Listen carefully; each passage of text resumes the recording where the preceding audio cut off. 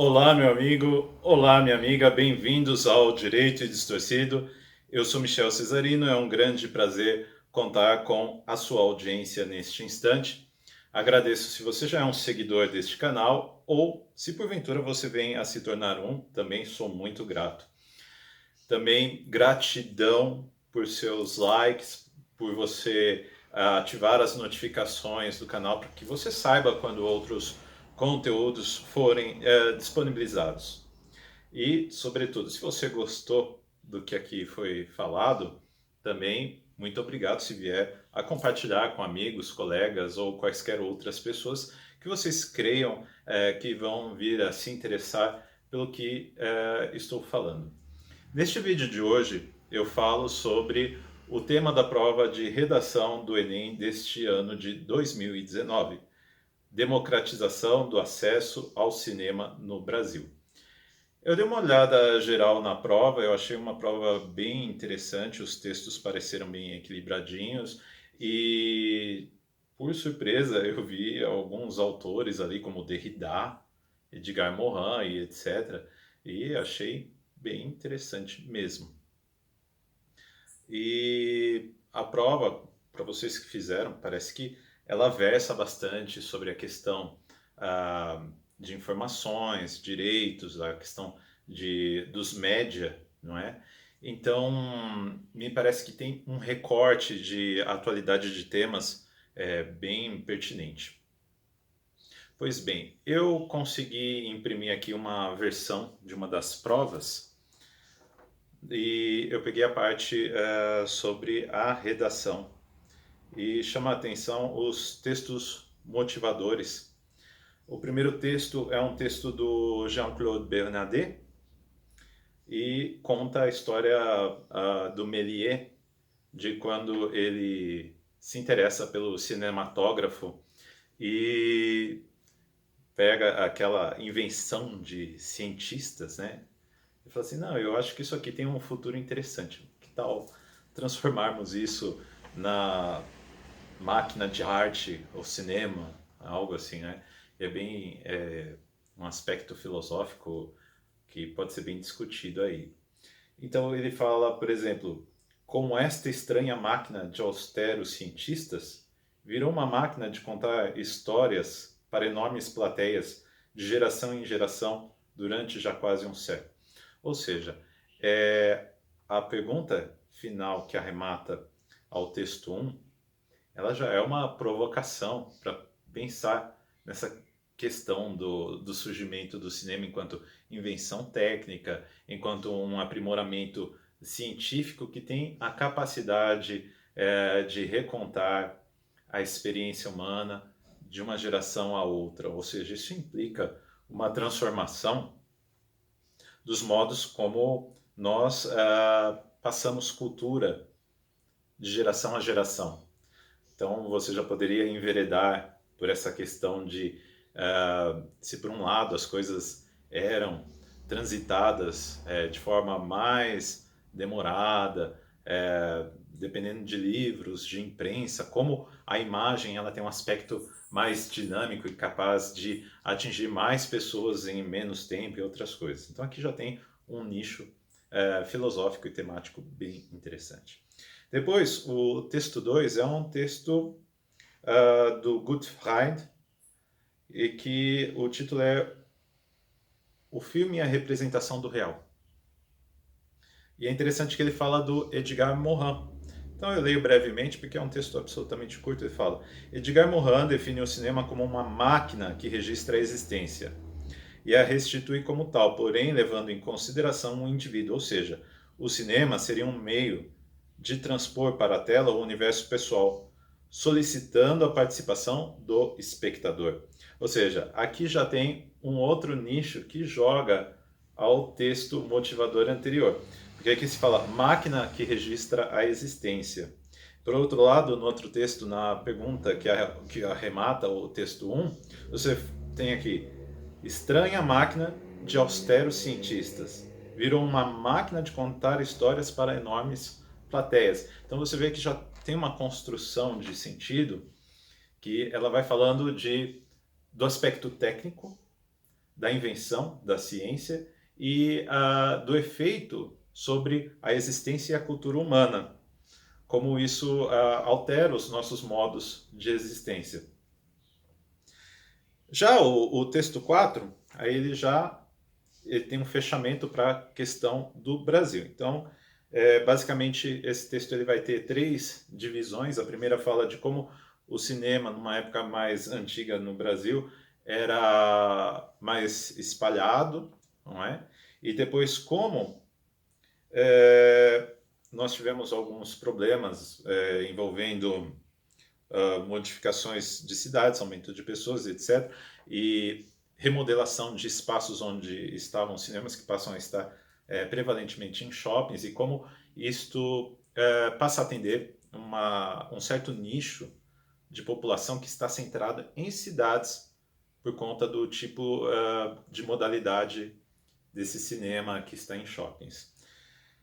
E então você vê, por exemplo, aqui no início, o Brasil já teve um parque exibidor vigoroso e descentralizado, quase 3.300 salas em 1975, uma para cada 30 mil habitantes, 80% em cidades do interior. Interessante esse dado. Depois, a parte seguinte do texto fala dessa modificação. Desde então, o país mudou. Então aqui vai ter a narração dos dados de mudança, essa questão de shoppings, de salas e de concentração em cidades e como deixa de atender, por exemplo, populações inteiras que são excluídas do universo do cinema, que é o arremate desse texto. Então ele diz assim: populações inteiras foram excluídas, do universo do cinema ou continuam mal atendidas. O norte e o nordeste, as periferias urbanas, as cidades pequenas e médias do interior. Então aqui já tem a apresentação de um dado. E para ajudar na composição do texto, ainda tem uma figura com porcentagens em que se fala, por exemplo, 88% dos telespectadores assistem a filmes na TV regularmente. 17% da população frequenta o cinema no total. 19% dos telespectadores de filmes na TV vão ao cinema. 95% dos que foram ao cinema assistem a filmes na TV. Então aqui, veja, para vocês se inteirarem, está aqui o dado que eu li agora sobre as porcentagens, como vocês podem conferir. Aí depois vem a proposta de redação. Detalhe, esse texto com esses dados, ele foi retirado de um site da internet, como é disposto aqui na citação abaixo dele. Então, proposta de redação. A partir da leitura dos textos motivadores e com base nos conhecimentos construídos ao longo de sua formação, redija texto dissertativo argumentativo em modalidade de escrita formal da língua portuguesa sobre o tema democratização do acesso ao cinema no Brasil. Apresentando proposta de intervenção que respeite os direitos humanos. Selecione, organize e relacione de forma coerente e coesa argumentos e fatos para a defesa de seu ponto de vista. Ou seja, já é interessante analisar o tipo de pedido de redação que você tem aqui. Porque, primeiro, não só pela questão do título, que é, por demais, muito interessante, e eu fiquei muito surpreso com essa escolha de tema para a redação, porque a coisa de uma semana atrás estava eu participando das exibições ali da 43ª Mostra Internacional de Cinema de São Paulo, ou seja, indo assistir a alguns filmes. Então fiz um vídeo anterior que fala sobre isso. Caso vocês tenham curiosidade sobre essa experiência, sugiro que acessem-no. Enfim, o que eu acho que deve ser remarcado aqui, por exemplo, apresentando proposta de intervenção que respeite os direitos humanos. Ou seja, ele já está fazendo uma delimitação para evitar aquele tipo de redação que pode estar muito bem escrita, pode estar muito bem argumentada, mas, todavia, fere aquilo que é desejável em termos de direitos e dignidade humana. Então, já é uma forma de se precaver daqueles conflitos e encruzilhadas em que, olha, o texto está maravilhoso, está bem argumentado, mas o sujeito enveredou pelo Mein Kampf do Hitler. Basicamente, essa redação parece um Mein Kampf. Enfim, já é uma precaução. Então, é interessante reparar nisso a título de detalhe sobre o que permeia os bastidores da prova em termos de confecção dela, o que é desejado pelo que está avaliando, e para evitar esses pequenos e futuros problemas que podem advir aí de uma prova absolutamente nazifascista, aliás, de uma redação que é nazifascista, mas primorosamente escrita. Então, isso já ajuda a fazer uma peneira de certa forma, excluir esse pessoal que escreve bem, mas em termos de dignidade e direitos humanos, deixa a desejar. Meus caros, eu achei muito interessante mesmo essa temática aí da prova. E vocês que fizeram a prova poderiam enveredar por várias linhas de argumentação, porque vocês percebem o quê?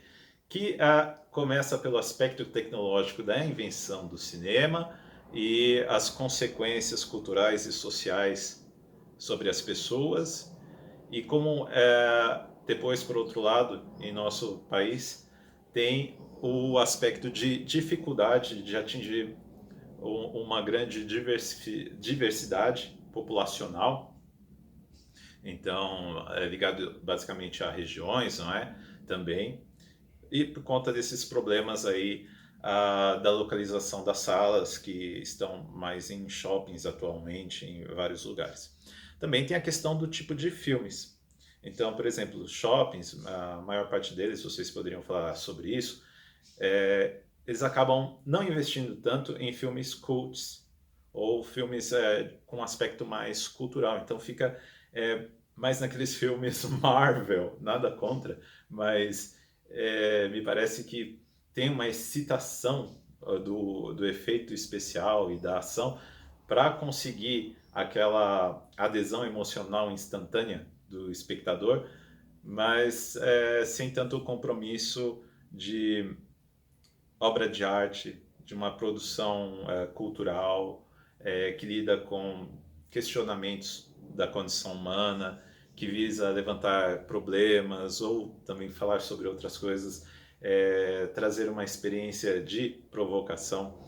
Nesse caso, eu acho muito interessante, por exemplo, aquilo que se fala no segundo texto motivador, a partir do que o autor menciona, o Edgar Morin, falando de como essa experiência da máquina de contar histórias, que é o cinema, ela transforma tudo numa espécie de experiência de narração que conta com o indivíduo, o espectador. Então, é mais ou menos, para quem entende um pouco dessa questão, envolve o ciclo, o arco da mimesis, não é? Que você tem a prefiguração, a configuração e a refiguração. Ou seja, na prefiguração, isso é a teoria do Paul Ricoeur. Então, na prefiguração, você tem a vida, as coisas que acontecem, e na configuração você tem a narrativa feita a partir da vida e das coisas que acontecem, e depois com a reconfiguração, que é a mimesis 3, você tem essa experiência do como o leitor, o espectador, vai reconfigurar para si essa experiência que foi feita na configuração a partir da prefiguração, ou seja, mimesis 1 e mimesis 2, respectivamente. É muito interessante e tem muitas coisas que podem ser abordadas aí nesse aspecto técnico, nesse aspecto de narração, existência humana, enfim. Eu gosto muito desse tema, de como a narração da vida humana, como se conta a vida humana, e também, por outro lado, a cultura, tudo isso mais, forma a um ser humano e por outro lado, esse ser humano e outros podem mudar e alterar esta cultura. Então, é um processo dinâmico que envolve o que se chama o ethos, né? O sendo de uma sociedade. Então, se por um lado nós somos frutos de um ethos, por outro lado, nós também temos a capacidade de alterar esse ethos. Então, é um processo dinâmico, né?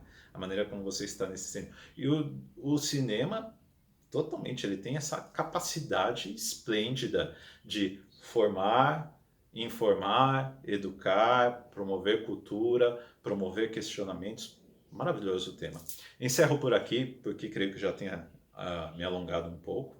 E desejo a todos que fizeram a prova sucesso e também meus parabéns a quem foi que teve a ideia, a equipe que teve a ideia desse tema da democratização do acesso ao cinema no Brasil. Me parece ser bem atual e apto a não só selecionar candidatos, mas também a trabalhar nos meios acadêmicos para chamar mais atenção a essas reflexões que mencionei por alto aqui sobre cultura e o poder formador, informador, educador da cultura e, portanto, o quanto temos que pensar mais na questão do acesso dessa cultura a pessoas. Meus queridos, grandes abraços a todos e excelentes dias. Até breve.